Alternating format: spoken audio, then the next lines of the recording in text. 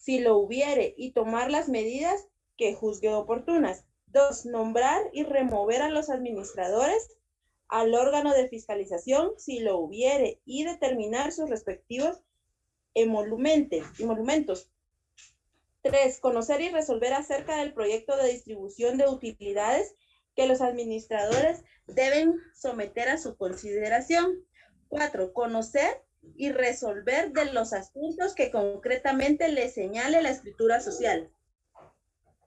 Ok, gracias. Entonces, bueno, como podemos ver acá, nos está indicando que se tiene que celebrar por lo menos una vez al año. O sea, no quiere decir que únicamente una vez al año, por lo menos una vez al año, y nos indica que dentro de los 4 meses que se cierre el ejercicio, porque si se dan cuenta lo que se va a, de lo que se trata esta asamblea, pues es de discutir temas prácticamente, bueno, por ejemplo, en el primer inciso son contables, entonces para esto definitivamente hay que esperar que se cierre el año contable para poder como darle a conocerlo a los socios sobre el balance, el estado de pérdidas y ganancias, el balance general y este tipo de situaciones. También tenemos que se va a, digamos, estos 3 puntos, que los siguientes 3 numerales, los del nombrar y remover administradores, la distribución de las utilidades, y bueno, dice conocer concretamente los que señala la escritura social, ¿verdad? Esta asamblea es prácticamente como para conocer todos los asuntos ordinarios de la vida de la sociedad, todo lo que pasa siempre como de manera cotidiana. Y bueno, lo que nos está diciendo aquí la ley y lo que nosotros establecimos en nuestra escritura constitutiva, que se tiene que conocer en una asamblea general como parte de la vida ordinaria de la sociedad. Tenemos la otra clase de asamblea, que sería la asamblea extraordinaria. Entonces, alguien que me haga favor de leer el artículo 135. Buenas noches. Artículo 135. Asambleas extraordinarias. Son asambleas extraordinarias las que se reúnan para tratar cualquiera de los siguientes asuntos. Primero, toda modificación de la escritura social, incluyendo el aumento o reducción de capital o prórroga del plazo. Segundo, creación de acciones de voto limitado o preferentes y la emisión de obligaciones o bonos cuando no esté previsto en la escritura social. Tercero, la adquisición de acciones de la misma sociedad y la disposición de ellas. Cuarto, aumentar o disminuir el valor nominal de las acciones. Quinto, las demás que exijan la ley o la escritura social.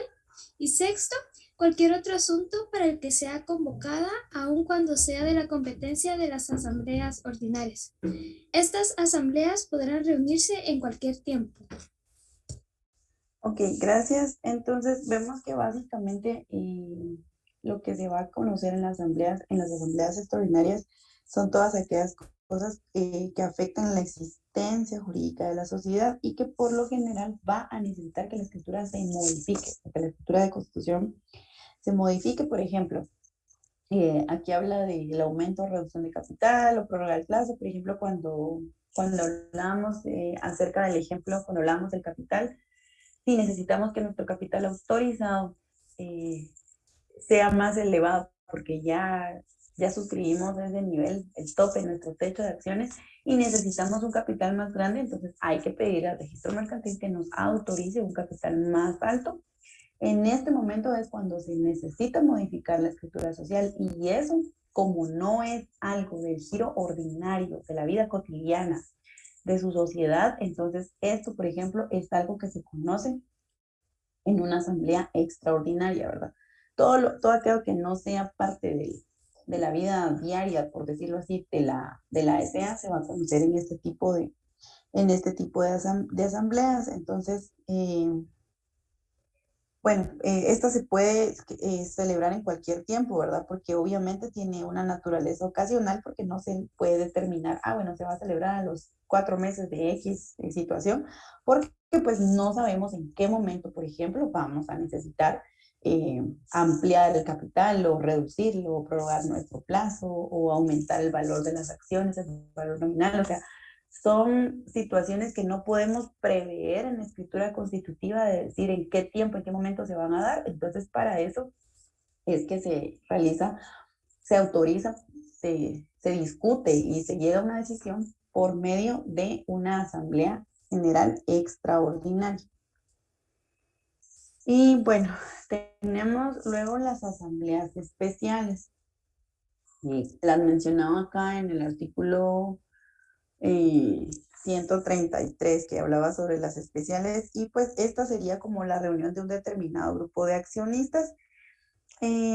Por ejemplo, cuando hablamos de las acciones que habían comunes y preferenciales, que por ejemplo, bueno, las preferenciales eran como este tipo de acciones se le va a repartir las utilidades antes que a las demás acciones.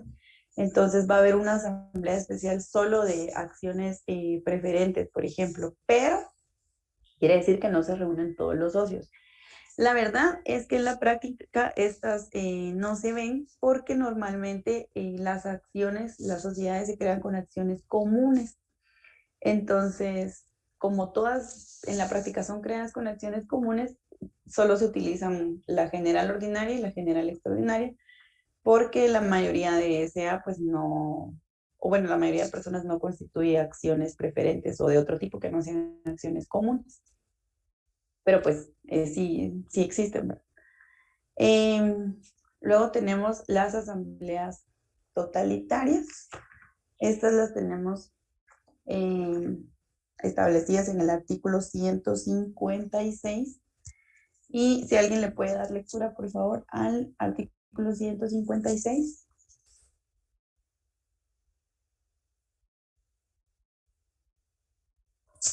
Artículo 156. Asamblea totalitaria.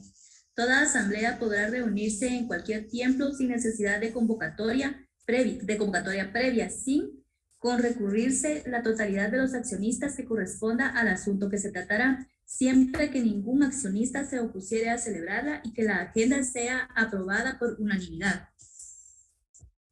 Ok, gracias. Esta totalitaria, bueno, aquí habla de que se puede reunir en cualquier tiempo y que no va a haber necesidad de convocatoria, ¿verdad? Entonces quiere decir que si en un lugar concurrieron la totalidad de los accionistas, y tiene que aprobarse la agenda, por supuesto, no es solo que estemos aquí juntos y bueno, empecemos a hablar, ¿no? Hay que, si está aprobada la agenda, si todos están de acuerdo, si nadie se opone, entonces puede llevarse a cabo y celebrarse este tipo de asamblea, que más que ser una clase de asamblea, es más que todo una forma de celebrar una asamblea, ¿verdad? Porque normalmente pues se tiene que convocar, pero esta forma totalitaria, esta es más una forma que una clase de asamblea. Porque si están todos, por eso se llama totalitaria, si está la totalidad reunidos sin previa convocatoria, entonces aquí se pueden empezar se aprueba una agenda y se empiezan a discutir los puntos de agenda. La verdad es que en la práctica es bastante utilizada porque por lo general son dos socios y entonces celebran las asambleas de forma totalitaria para ahorrarse la convocatoria de la asamblea, ¿verdad? Claro, en el supuesto es mucho más fácil cuando son dos o tres socios, cuando son poquitos socios. Es muy fácil, mejor celebrar una asamblea totalitaria y ahorrarse todo el esquema y el procedimiento de convocar a una asamblea. Sí, tenemos acá entonces el procedimiento para convocar a una asamblea. Entonces, como primer punto tenemos la convocatoria. Esta la tenemos establecida en el artículo 138. Bueno, no sé si les voy a leer este porque creo que hay algo aquí que le vamos a cambiar. En el artículo 138 tenemos requisitos de la convocatoria. La Asamblea General deberá convocarse mediante avisos publicados, por lo menos, no sé si, yo creo que todavía tienen esto los códigos, porque acá dice, ¿verdad? Por lo menos 2 veces en el diario oficial y en otros de los de mayor circulación. En el país con no menos de 15 días de anticipación a la fecha de su celebración, pero con respecto a esto del diario oficial, cuando entró en vigencia el decreto 18/2017, se cambió esto de que cualquier publicación, o sea, que ya no se trata de publicaciones en el diario oficial, sino que se van a hacer por medio de un medio de comunicación electrónico del registro mercantil.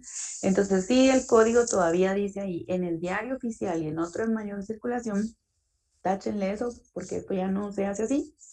Y le pueden poner ahí por lo menos 2 veces.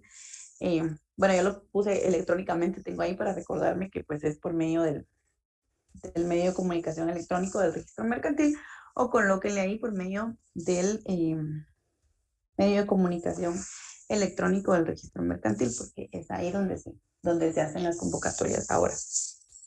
¿Qué tienen que contener estos avisos? Obviamente el nombre de la sociedad en caracteres tipográficos notorios, el lugar y fecha y la hora de la reunión, la indicación si se va a tratar de una asamblea ordinaria, extraordinaria o especial, y los requisitos que se necesitan para poder participar en ella. Si se trata, dice, de una asamblea extraordinaria o especial, los avisos de convocatoria deberán señalar los asuntos a tratar. Entonces, bueno, con estos requisitos tiene que llevar nuestro aviso que vamos a publicar en el medio electrónico del registro mercantil. Y aquí también en este mismo artículo nos habla de segunda convocatoria. Dice, en caso que la escritura social autorizara la celebración de asambleas de segunda convocatoria, deberá también señalarse la fecha, hora y lugar en que éstas se reunirán. En el artículo 150, aquí nos habla, pero mejor cuando veamos el cuerpo. Dejémoslo entonces hasta acá. Bueno, todavía continúa. En las sociedades que hayan emitido acciones nominativas, deberá enviarse a los tenedores de estas y a la dirección que tengan registrada un aviso escrito que contenga los detalles antes indicados, en el que deberá remitirse por correo certificado con la anticipación señalada en el primer párrafo de este artículo.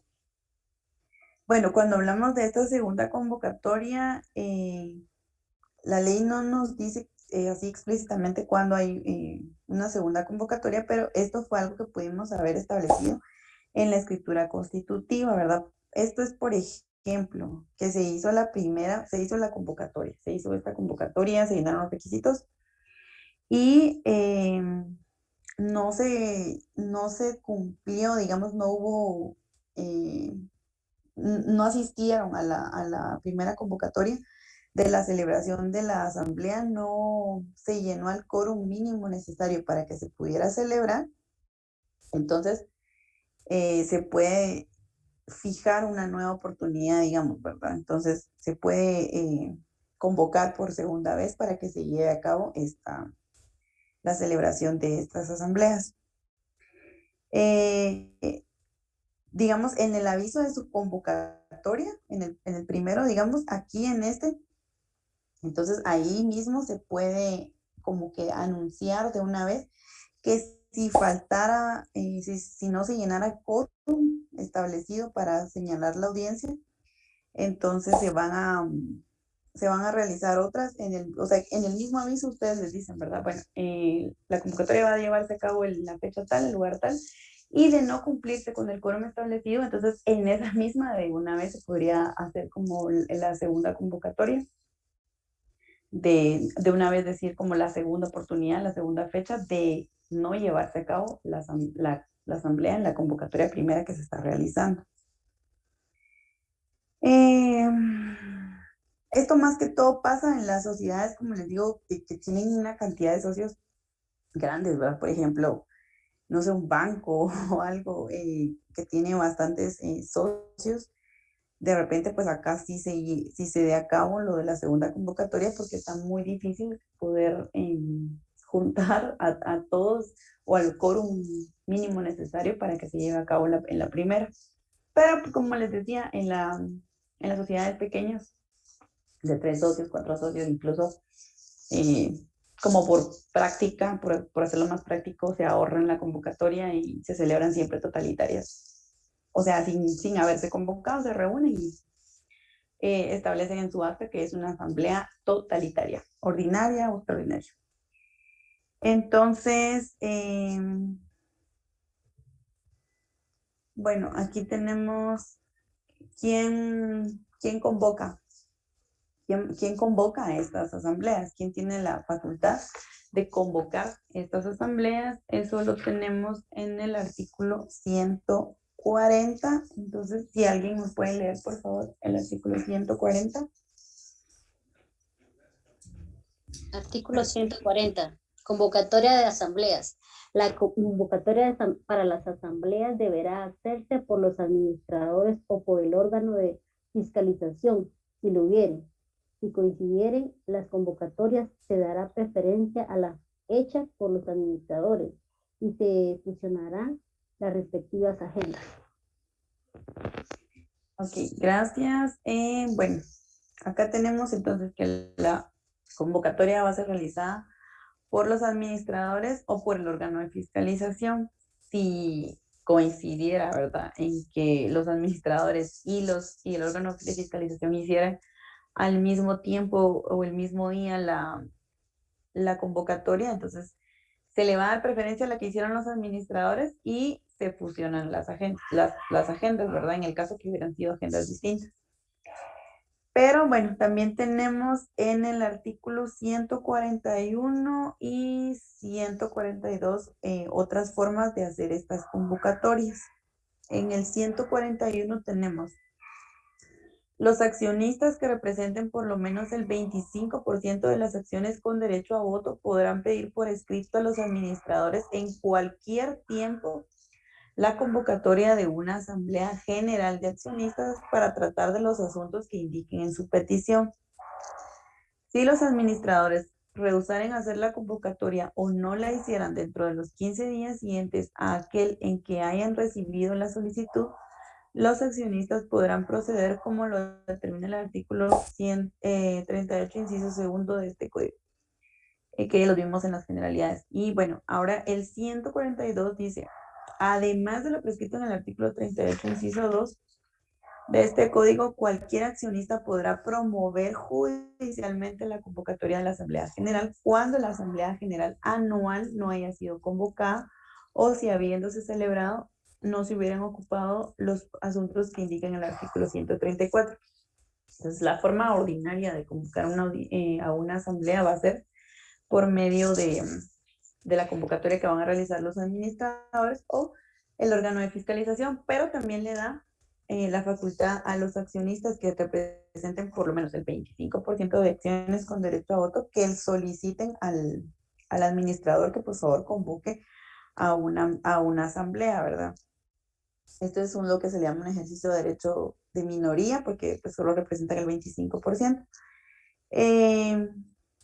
Y bueno, y la otra forma sería hacerlo de forma judicial en virtud de que no se ha hecho la convocatoria anual, se solicitó al administrador que por favor convoque una asamblea y de todas formas no se realiza la asamblea, entonces se puede solicitar por medio de juez y este artículo nos estaba remitiendo al artículo 38 en el numeral segundo, que esto estaba entre las generalidades cuando vimos los derechos de los socios, cuando vimos las generalidades de las asambleas, pero para recordarlo, si quieren, vámonos al artículo 38.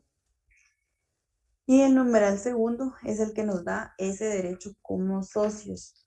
Promover judicialmente ante el juez de primera instancia, donde tenga su domicilio en la sociedad, la convocatoria a Junta General o Asamblea General Anual de la Sociedad, si pasada la época en que debe celebrarse según el contrato transcurrido más de un año desde la última Junta o Asamblea General, los administradores no lo hubieran hecho.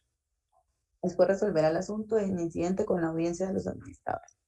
Entonces, la forma de convocar, pues ya tenemos acá que está en el 140, 141 y 142, encontramos las formas de convocar a una asamblea, ya sea general o extraordinaria, y el lugar de reunión. Por lo general va a ser la sede social de la sociedad o lugares donde la escritura pública nos permita. Esto está en el artículo 143. Si alguien me hace favor de leerlo.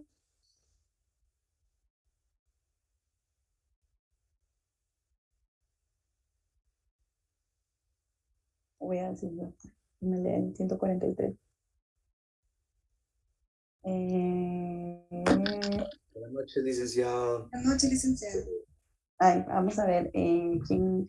Si quiere, Cristian, léame este y luego. Ay, ya se me fue la otra persona. Yo, licenciada. Ah, bueno, Gracias. entonces a Patricia le pido que me lea el siguiente. Muy bien, licenciada. Artículo 143, lugar de reunión. Las asambleas generales se reunirán en la sede de la sociedad, salvo que la escritura social permita su reunión en otro lugar. Ok, entonces eso está fácil, pero solo si la escritura, nuestra escritura de constitución permite que nos reunamos en otro lugar, entonces se van a poder llevar a cabo en otro lugar que no sea la sede social. Y agenda de la asamblea, ahora sí, Patricia, si nos puede leer el 144. Muy bien, licenciada. Artículo 144. Agenda. La agenda deberá contener la relación de los asuntos que serán sometidos a la discusión y aprobación de la Asamblea General y será formulada por quien haga la convocatoria. Quienes tengan derecho a pedir la convocatoria de la Asamblea General lo tienen también para pedir que figuren determinados puntos en la agenda. Ok, entonces, bueno, yo creo que estos están como bien sencillos. Ya sabemos entonces que la agenda que se va a tratar, que se recuerdan que tiene que ir en el aviso de convocatoria, entonces la va a preparar la autoridad que la convoque. Por ejemplo, si es el administrador o, bueno, si es el administrador quien está convocando a esta asamblea, entonces va a preparar los puntos de agenda que son los que se van a discutir y aprobar en la reunión. Y bueno, se pueden proponer también, ¿verdad? Aquellos temas que los socios tengan para proponer para una deliberación, siempre que esa proposición pues provenga de los socios que tienen derecho a pedir que se realice una convocatoria. Otros aspectos preparatorios. Acá están en el artículo 145. Nos dice que, bueno, estados informes a la vista, durante los 15 días anteriores a la asamblea ordinaria anual, estarán a disposición de los accionistas en las oficinas de la sociedad y durante las horas laborales de los días hábiles. Bueno, aquí nos enumera 8, tenemos 8 numerales y la mayoría está...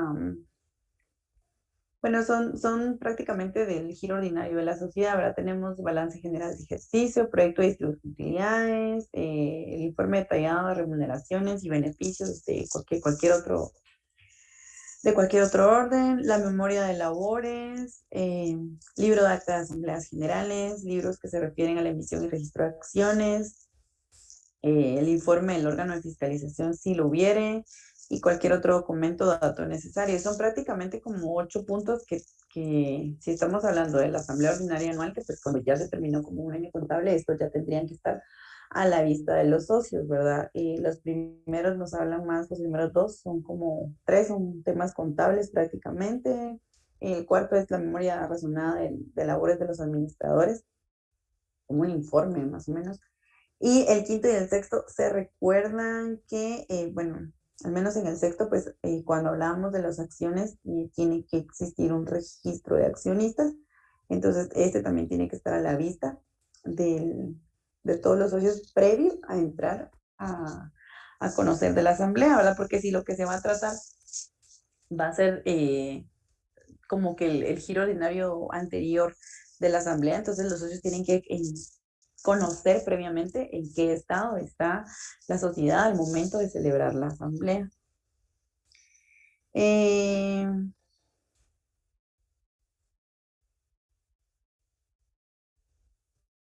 Bueno, vamos a ver acá acerca del quórum. Y esto está a partir del artículo 148. Entonces, el quórum es, si quieren, les voy a dictar una una pequeña definición que es quórum, si lo pueden anotar en su código o en su cuaderno. Quórum es el mínimo legal de acciones debidamente representadas que deben estar presentes para iniciar la asamblea y para tomar decisiones o votar. Es el mínimo legal de acciones debidamente representadas que deben estar presentes para iniciar la asamblea y para tomar decisiones o votar. Entonces, bueno, se refiere entonces a la presencia de los socios, ¿verdad? O bueno, de los representantes de estos para celebrar una asamblea. Es la cantidad, digamos, ¿verdad? De personas que se están presentando y que representan un porcentaje del capital que van a ser necesarias, ya sea para que exista quórum de presencia y quórum de votación. Entonces, los quórum dentro de las asambleas pueden ser quórum de presencia, quórum de votación. El quórum de presencia, pues lo va a constituir como mínimo la mitad de las acciones con derecho a voto. Esto lo tenemos acá establecido en nuestro artículo 148. ¿Alguien que me haga, por favor, de leer el artículo 148?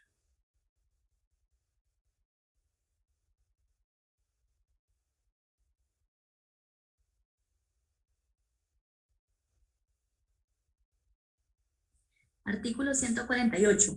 Quórum y mayoría de asamblea ordinaria.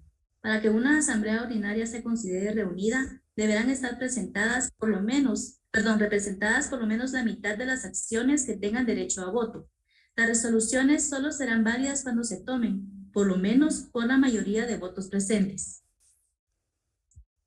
Ok, gracias. Entonces, está diciendo que representadas por lo menos la mitad de las acciones que tengan derecho a voto.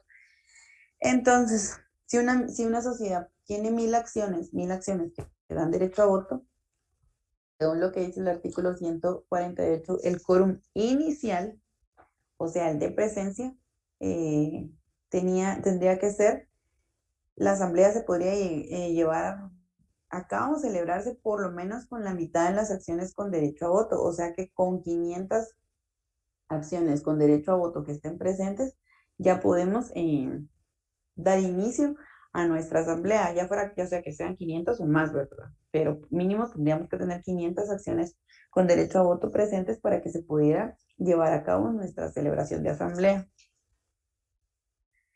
Y recordemos que aquí estamos hablando de asamblea ordinaria, porque tenemos extraordinaria, pero en la ordinaria, este es el quórum de presencia, ¿verdad? La mitad de las acciones con derecho a voto.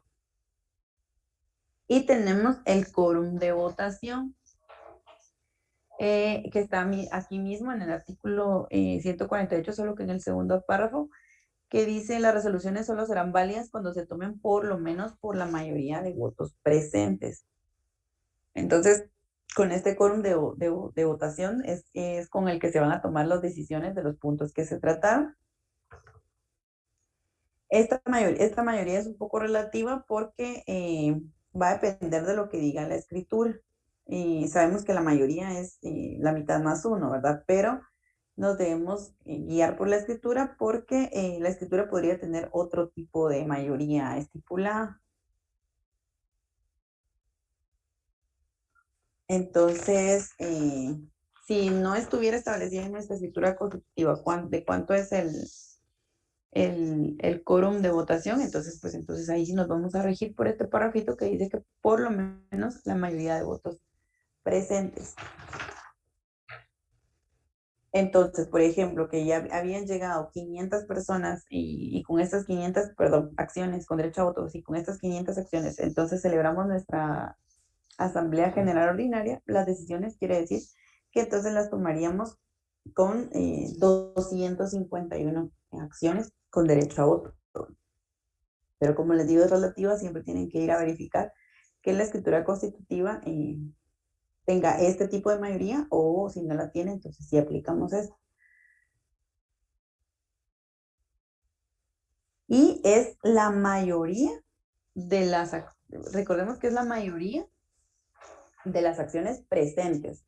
No se toman en cuenta aquí las 1000 y decir entonces, bueno, como la sociedad tiene 1000 acciones con derecho a voto, entonces la mayoría serían 501, porque no, se toma en cuenta la mayoría desde el punto de partida de las acciones con derecho a voto que estuvieron presentes en el quórum inicial, o sea, los 500, ¿verdad? No las 1000, sino que las 500 acciones que llegaron. A partir de ahí se toma, se cuenta la mayoría.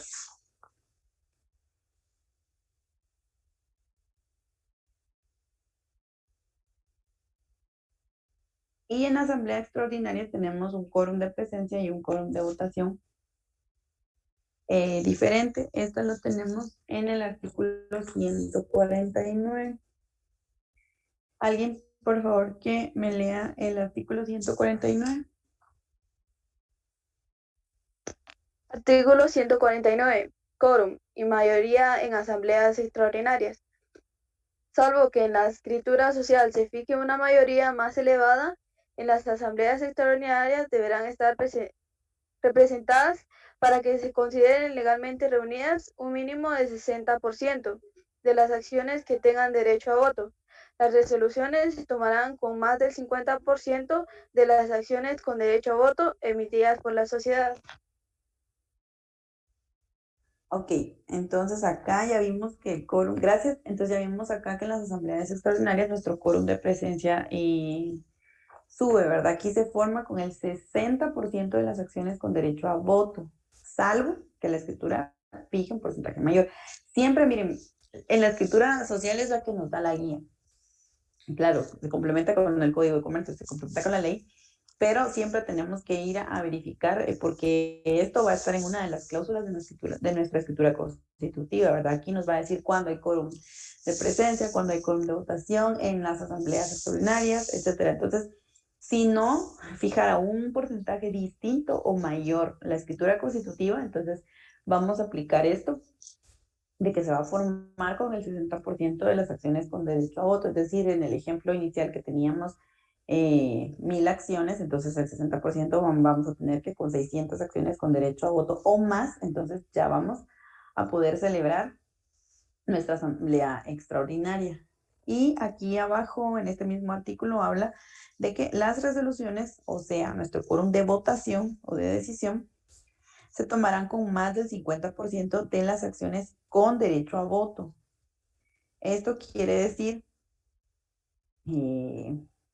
aquí sí, ¿se acuerdan que hace un ratito atrás les dije que no se tomaban en cuenta las acciones totales con derecho a voto para tomar decisiones, sino las acciones, la mayoría de las acciones que están presentes? En cambio, en la extraordinaria sí nos dice que el 50% de las acciones con derecho a voto emitidas por la sociedad, aquí no nos está diciendo solo las que se presentaron, sino que el total. Entonces quiere decir que si teníamos 1000, entonces más del 50% serían 501. Aquí no se toman en base, no sé, el punto de partida no son las acciones que están presentes, sino la totalidad.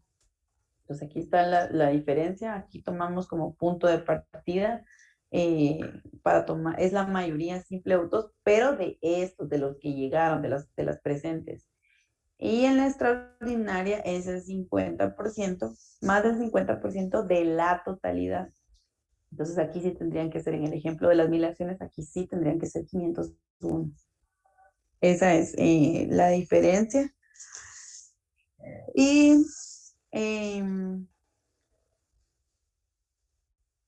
luego tenemos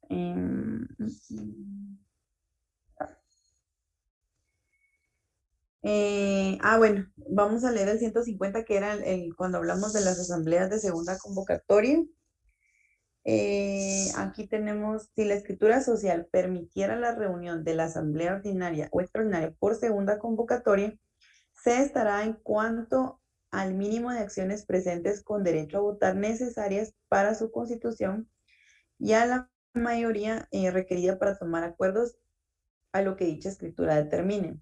Sin embargo, tratándose de asuntos de los detallados en el artículo 135, Las decisiones en asamblea de segunda convocatoria deberán tomarse por el voto favorable de por lo menos el 30% de las acciones con derecho a voto emitidas por la sociedad.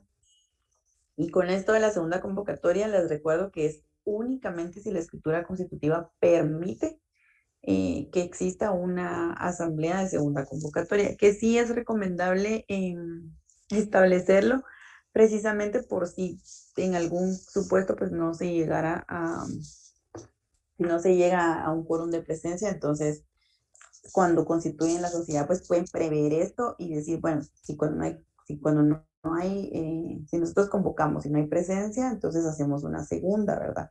Como les dije, esto ya va avisado de forma previa en el aviso, o sea, en el primer aviso.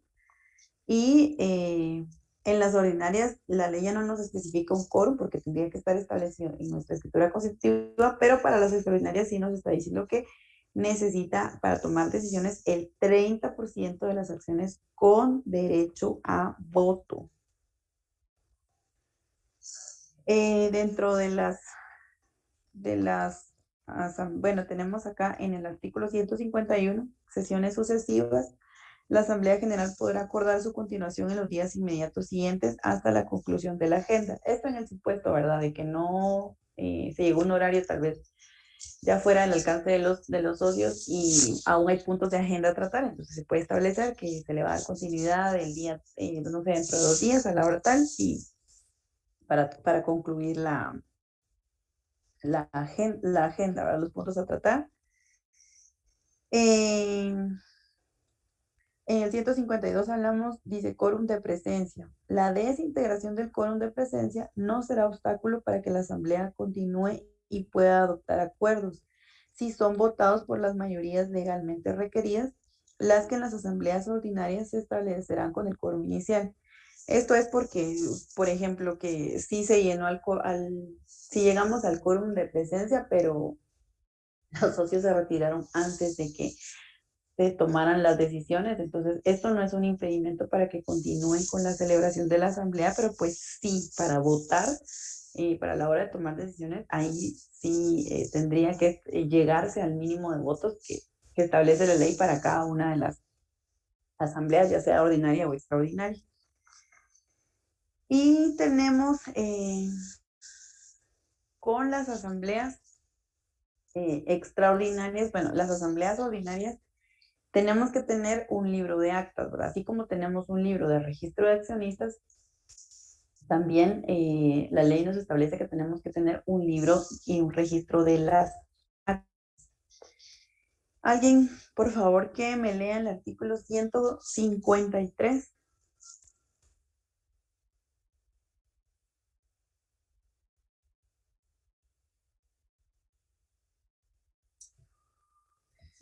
Formalidades de las actas y de su registro. Las actas de las asambleas generales de accionistas se asentarán en el libro respectivo y deberán ser firmadas por el presidente y por el secretario de la asamblea. Cuando por cualquier circunstancia no pudiera asentarse el acta de una asamblea en el libro respectivo, se levantará ante notario. Dentro de 15 días siguientes a cada asamblea extraordinaria, los administradores deberán enviar al registro mercantil una copia certificada de las resoluciones que se hayan tomado acerca de los asuntos detallados en el artículo 135. Del cumplimiento de esas obligaciones responden solidariamente el presidente de la asamblea y la administración. Ok, gracias. Entonces, bueno, como les decía, aquí nos establece que sí tenemos que tener un acta de asambleas generales de accionistas. Estas van firmadas por el presidente y por el secretario de la asamblea, y en el caso en que se me ocurre que es una totalitaria y que no tienen entonces el libro de registros, entonces necesitan como el auxilio de un notario. Entonces en estos casos pues sí se puede que un notario levante el acta de asamblea, pero de todas formas, incluso esta acta pues se va a quedar el registro de esta misma en el libro respectivo. Esto es con las asambleas de generales. Con las generales es un registro interno de la sociedad que debe llevar su orden de las asambleas que han celebrado. Pero cuando estamos hablando de una asamblea extraordinaria, dentro de los 15 días siguientes a esta celebración de asamblea, entonces se debe enviar al registro mercantil una copia certificada de lo que se resolvió de los asuntos, de los puntos a tratar en la asamblea. Usted certifica el punto de acta, bueno, por medio de una acta notarial, ¿verdad? Un notario le va a certificar el punto de acta donde se tomaron las resoluciones de su acta de asamblea extraordinaria, y estas sí se inscriben en el registro mercantil. Creo que tienen un arancel de 150 quetzales por inscripción, y recordemos que esta sí se inscribe porque esta va a variar por lo general la escritura constitutiva de nuestra sociedad. Entonces sí se tiene que informar al registro mercantil. De esta sí tenemos la obligación de enviarla y registrarla en el registro mercantil. Las de asambleas ordinarias no es un libro de registro interno de la sociedad, pero que sí tiene que existir, ¿verdad? Les comentaba, hay muchas sociedades que no acostumbran a llevar este registro, pero sí suelen ser un poco desordenadas, y luego a la hora de alguna situación que se dé extraordinaria, está un poco complicado sustentar algunas decisiones porque no existen las actas de asamblea. Entonces sí es bien importante que se autoricen los libros desde que se constituye la sociedad, usted incluyendo dentro de lo que usted hace como notario para constituir una SA, entonces incluya de una vez el pago de la autorización de los libros del registro de accionistas y el libro de asambleas, porque sí, es muy importante que se lleven a cabo, que se lleve el registro de esto por orden de la sociedad. Y pues si es extraordinaria, ya sabemos que la ley aquí sí nos obliga a que tengamos que enviar una copia certificada con la resolución al registro mercantil, pagar el arancel, y con esto tenemos todo. Tenemos en el artículo 157 derecho de impugnación. Los acuerdos de las asambleas podrán impugnarse o anularse cuando se hayan tomado con infracción de las disposiciones de la ley o de la escritura social. Estas acciones, salvo pacto en contrario, se ventilarán en juicio ordinario. En el artículo 158 dice que, bueno, esta acción, por ejemplo, de impugnación va a caducar en el término de 6 meses contados desde la fecha en que tuvo lugar la asamblea.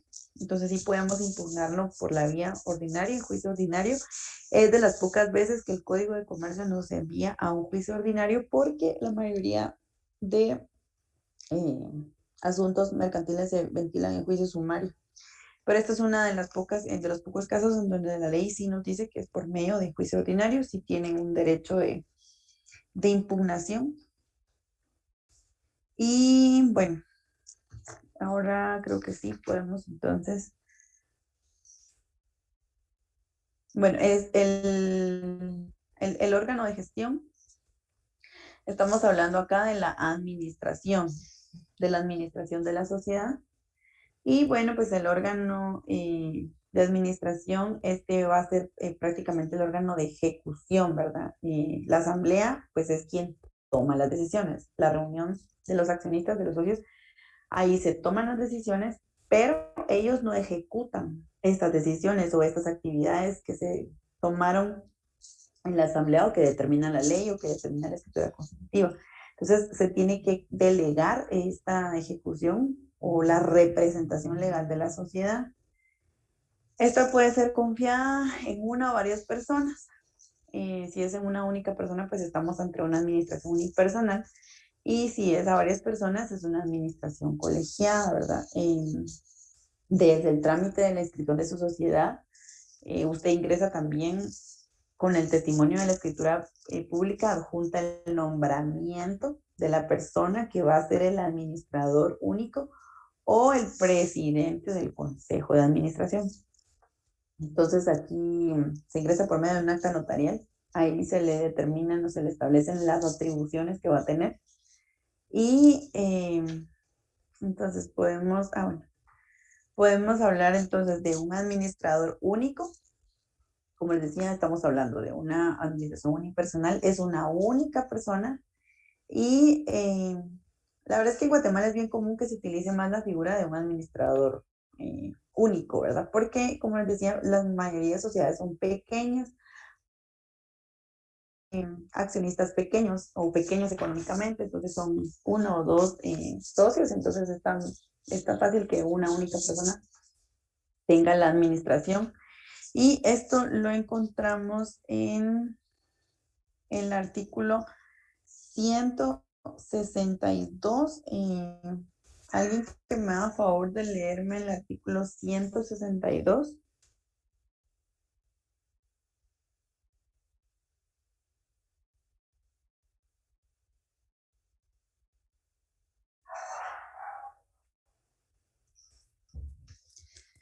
Artículo Administración. 162. Ay, Administración. otra vez tuve un choque.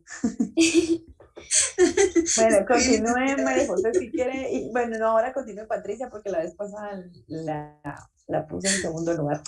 Y después el siguiente me lo lee María José. Está bien, licenciada. Artículo 162. Administración. Un administrador único o varios administradores actuando conjuntamente constituidos en consejo de administración será el órgano de la administración de la sociedad y tendrá a su cargo la dirección de los negocios de la misma. Si la escritura social no indica un número fijo de administradores, corresponderá a la Asamblea General determinarlo al hacer cada elección. Los administradores pueden ser o no socios, serán electos por la Asamblea General y su nombramiento no podrá hacerse por un periodo mayor de 3 años, aunque su reelección es permitida.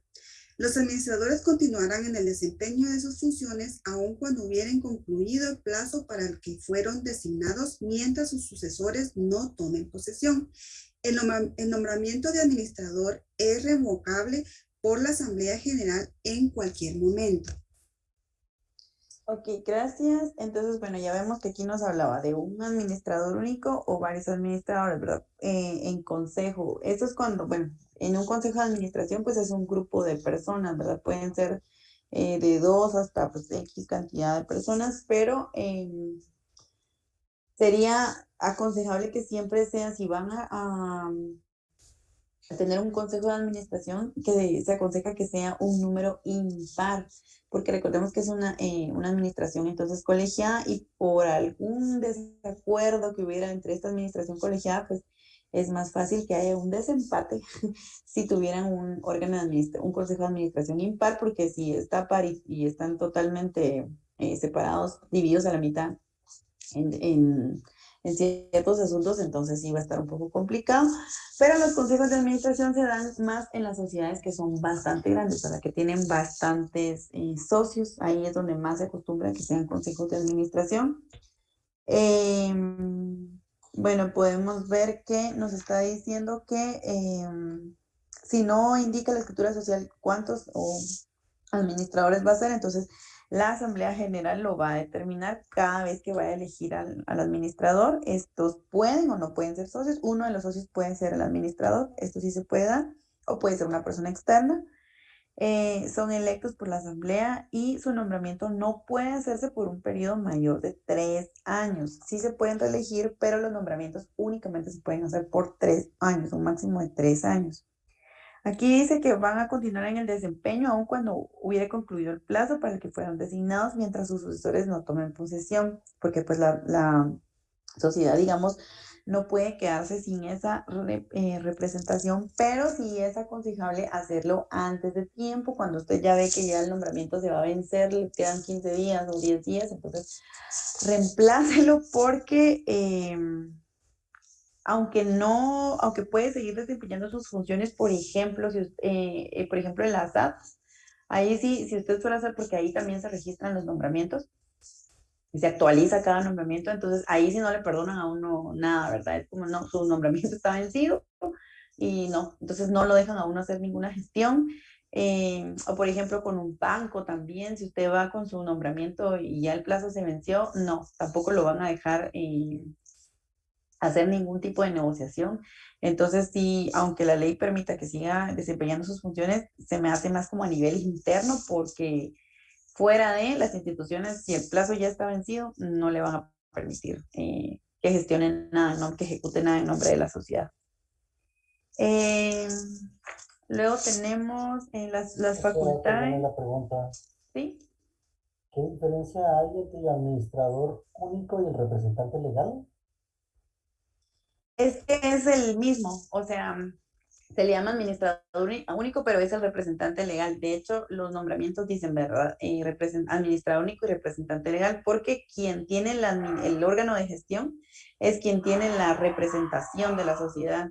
Entonces, yo creo que también, no sé si han visto, dice también algunos tienen gerentes y representantes legales. Al final, porque siempre están actuando, son representantes legales porque siempre están actuando en nombre de la sociedad, ¿verdad? No están actuando en nombre propio. Ahorita en un ratito vamos a ver que también hay gerentes que también tienen esa representación legal, solo que un poco más limitada, pero no es en sí que haya una diferencia, sino que son el mismo. Son lo mismo, ¿verdad? Quien tiene el órgano de gestión es quien tiene la administración y la representación de la sociedad. Y cuando estamos hablando del consejo de administradores, pues aquí el nombramiento, por ejemplo, ahí dice presidente del consejo de administración y representante legal, porque entonces si estamos hablando de que la sociedad opta por un consejo, no todos los que forman parte del consejo tienen esa representación legal, sino únicamente el presidente. Ahí tenemos un presidente, vicepresidente, vocal, secretario, pero únicamente el presidente del consejo de administración tiene la representación legal. Pero es básicamente lo mismo.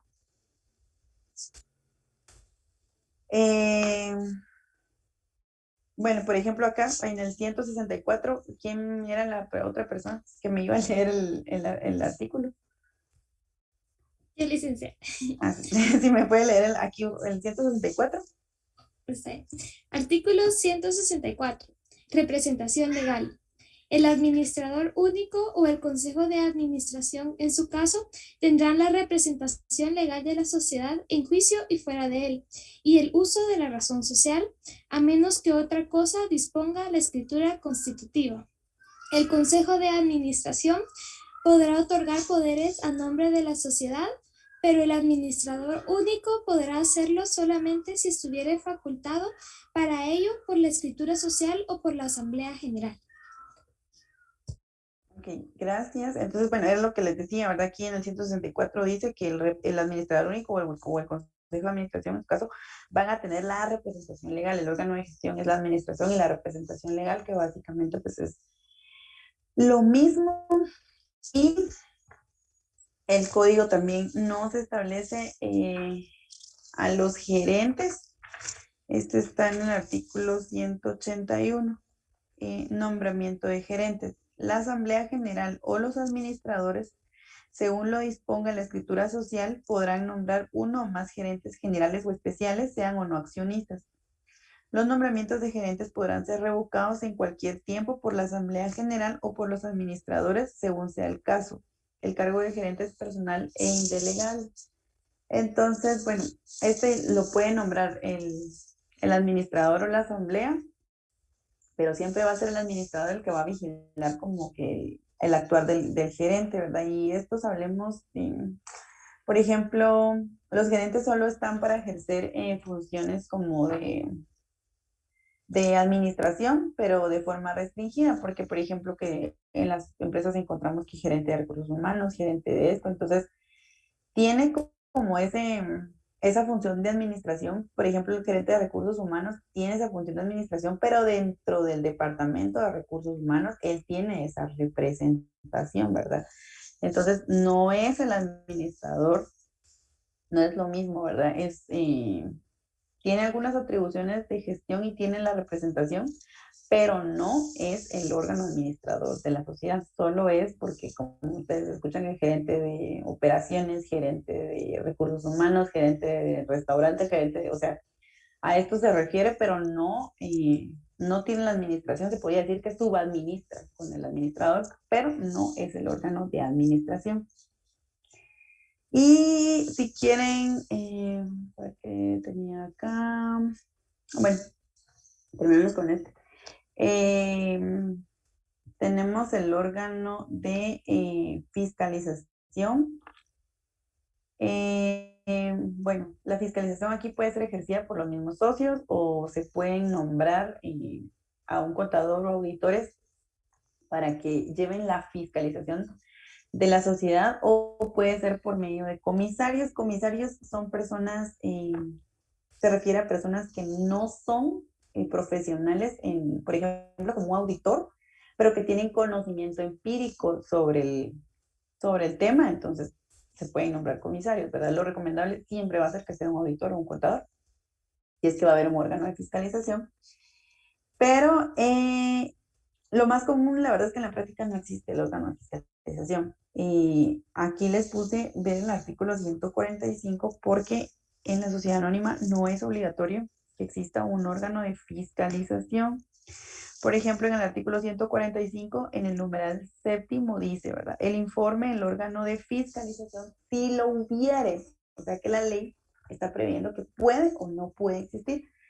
Entonces nos da la posibilidad, ¿verdad?, de que exista o no.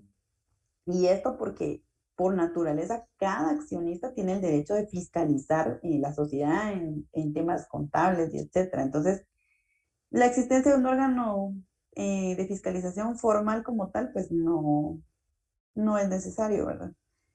En el 145 es el que acabamos, bueno, sí es el que les acabo de decir, que aquí nos da la pauta de que si hubiere o no hubiere un órgano fiscalizador, y en todo caso, si sí optamos por tener un órgano fiscalizador, tenemos a partir del artículo 184, entonces aquí empieza a regular sobre el órgano de fiscalización, y como les repito, no es obligatorio, puede o no puede existir. En el 184 nos dice en fiscalización, ¿quiénes fiscalizan? Las operaciones sociales serán fiscalizadas por los propios accionistas, por uno o varios contadores o auditores, o por uno o varios comisarios, de acuerdo con las disposiciones de la escritura social y lo establecido en este capítulo. La escritura social podrá establecer que la fiscalización se ejerza por más de uno de los sistemas antes señalados, o sea que podemos optar por los tres. Dice, se debe celebrar una asamblea si la sociedad está formada por solo dos accionistas, que son esposos y el esposo es administrador único. Sí, se recuerdan que en las generalidades, bueno, por ejemplo, hablábamos que en la sociedad civil, ahí los esposos no pueden conformar una sociedad civil, pero aquí en mercantil, sí, como recordamos aquí en las sociedades mercantiles, los esposos sí pueden conformar como tal una sociedad anónima, y sí, como recordemos que la administración la puede tener un socio o uno que no sea socio, un extraño de la sociedad, y en este caso, si uno de los esposos es el administrador, sí se puede celebrar la asamblea. Claro, tienen que estar los dos, pero bueno, solo son dos accionistas, tienen que estar ellos, pero sí se puede celebrar, porque recordemos que aquí en derecho mercantil no hay incompatibilidad que los esposos conformen una sociedad mercantil. Como se recordarán, hablábamos de que en la sociedad civil, pues, tal vez en civil se protege de que los socios, que los esposos no conformen una sociedad civil, porque como que el derecho civil cuida más la familia, y a la hora de que existiera como una sociedad o pudieran haber como algunas situaciones que pudieran desestabilizar el matrimonio, pero al derecho mercantil no le importa el dinero, entonces no le importa que sean socios o esposos y que por dinero se vayan a divorciar, eso no le interesa. Entonces, esta asamblea, Carlos, sí se puede celebrar.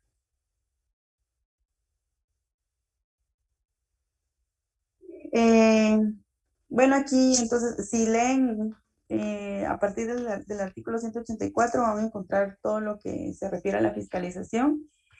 En el 188, pues las atribuciones que van a tener los fiscalizadores, ya sea que sean los auditores o los comisarios, que en todo caso, si van a tener un ente fiscalizador, la verdad es que sí sería mejor si fueran pues auditores, es su sociedad, es su dinero, es su patrimonio, o un contador, ¿verdad? Porque hay contadores, la verdad, muy, muy buenos. Y pueden leer acá del 184 al 194. Todo lo que se refiere al órgano fiscalizador, pueden leerlo hoy o mañana o estos días, pero léanlo. Y si quieren, bueno, nos vamos a quedar el día de hoy ahí. Y yo creo que con esto terminaríamos la... Ah, bueno, entre estos, acá cuando hablamos de los... Me pasó por alto, ay, no puedo regresar.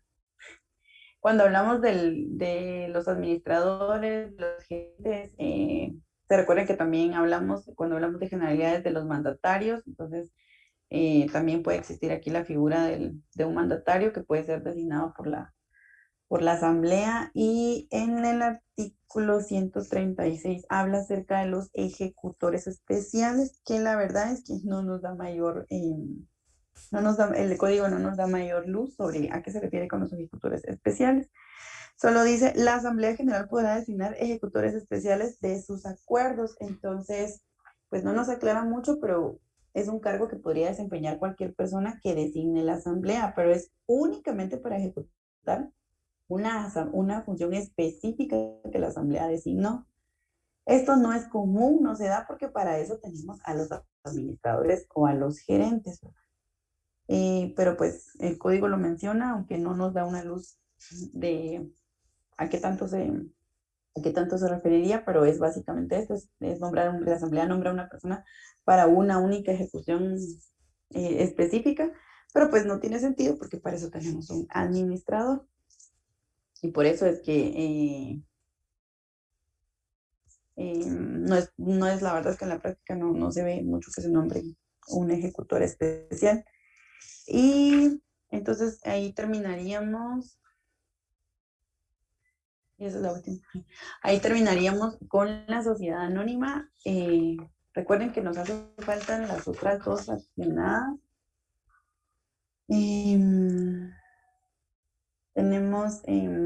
Nos faltarían la sociedad conveniente por acciones y la sociedad de emprendimiento, que eso estaríamos viendo el día jueves, porque con esto terminaríamos de ver la sociedad anónima. Claro, nos falta ver la inscripción, pero eso es cuando ya terminamos de ver estos. Vamos a ver el trámite de la inscripción. Y solo para llenar entonces, nuestro cuadrito sería quienes administran la sociedad, pueden ser los mismos socios, ¿verdad? O extraños, porque recordemos que un administrador puede ser un mismo socio o puede ser pues, una persona extraña. Aquí quienes fiscalizan la sociedad, que es lo que hablamos ahorita, pueden ser los mismos socios, pueden ser auditores, contadores o comisarios. Vamos a ver acá cómo está representado el capital. Aquí sabemos que es por acciones. Y cómo está pagado el capital, pues aquí tenemos lo que vimos acerca de la distribución del capital. Aquí tenemos un capital autorizado, suscrito y pagado, que recordemos que el pagado puede haber estado pagado ya total o parcialmente.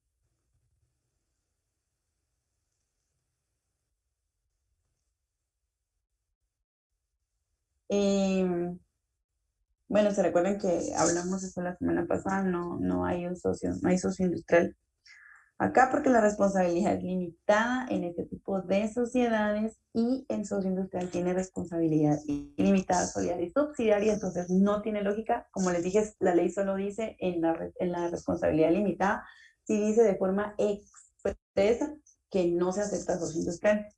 En las otras no lo dice, pero pues sí, la interpretación de un socio industrial no encuadra en la forma de funcionar de una sociedad anónima. Entonces, con esto llenaríamos el cuadrito de la sociedad anónima, y solo tendríamos pendientes estas dos para la próxima semana. Estas dos son algo pequeñas porque recordemos que se les aplicaba supletoriamente bastante de lo que vimos en esta. Entonces, ahí estaríamos por el día de hoy. puedo dejar de compartir. Ahí estaríamos por el día de hoy y nos veríamos entonces la próxima semana para ver esas otras